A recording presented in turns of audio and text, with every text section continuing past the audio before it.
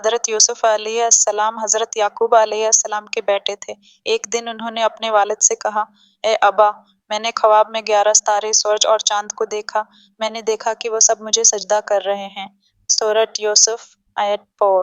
حضرت یعقوب علیہ السلام سمجھ گئے کہ یہ خواب ان کے بیٹے کے عظیم مستقبل کی نشانی ہے، اور انہوں نے یوسف علیہ السلام کو کہا کہ وہ یہ خواب اپنے بھائیوں کو نہ بتائیں، کیونکہ وہ حسد کریں گے۔ بھائیوں کا حسد اور سازش۔ یعقوب علیہ السلام اپنے بیٹے یوسف سے بہت محبت کرتے تھے، اور یہی بات یوسف کے بھائیوں کو پسند نہ آئی۔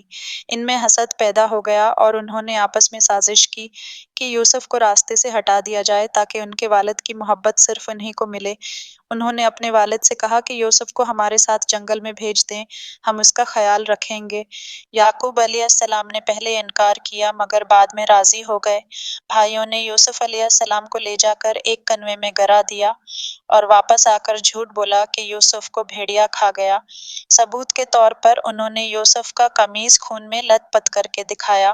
کنویں سے قافلے تک کچھ وقت بعد ایک قافلہ وہاں سے گزرا۔ انہوں نے کنویں سے پانی نکالنا چاہا تو یوسف علیہ السلام نکل آئے۔ وہ لوگ یوسف کو غلام سمجھ کر مصر لے گئے اور بیچ دیا۔ مصر میں آزمائش۔ یوسف علیہ السلام کو مصر کے عزیز وزیر نے خریدا۔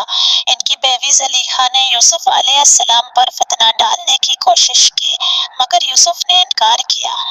اس الزام میں انہیں جیل بھیج دیا گیا۔ جیل سے بادشاہی تک۔ جیل میں یوسف علیہ السلام نے 2 قیدیوں کے خوابوں کی تعبیر بتائی، اور پھر ایک دن مصر کے بادشاہ نے خواب دیکھا جسے کوئی نہ سمجھ سکا۔ یوسف علیہ السلام نے خواب کی صحیح تعبیر دی اور بادشاہ کو آئندہ قحط کی پیشگوئی کی۔ بادشاہ بہت متاثر ہوا اور یوسف علیہ السلام کو قید سے آزاد کر کے وزیر خزانہ بنا دیا۔ بھائیوں کا سامنا۔ قحط کے دنوں میں یوسف کے بھائی اناج لینے مصر آئے مگر انہیں پتہ نہ چلا کہ یہ ان کا بھائی ہے۔